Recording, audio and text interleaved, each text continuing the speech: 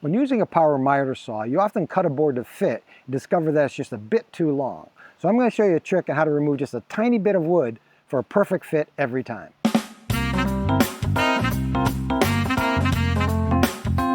Okay, here's the trick. Lower the blade and butt the board tightly against the body of the blade. Not the teeth, but the body of the blade.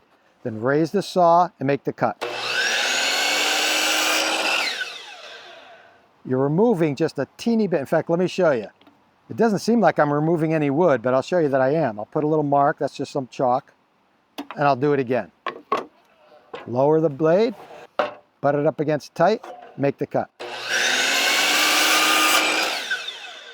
And there, you can see the chalk is gone. I'm removing just a teeny tiny bit of wood. I'm not even sure how much it is. Just a microscopic piece of wood. And I'll show you why that works.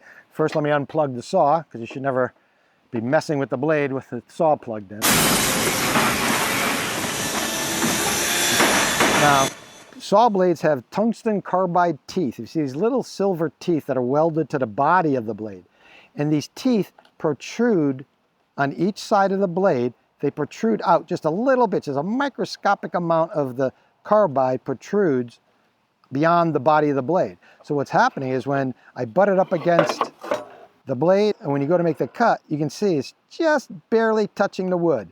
And that's just the distance that the carbide protrudes from the body of the blade. So this is a great trick when we want to remove just a little bit of wood for a perfect fit every time.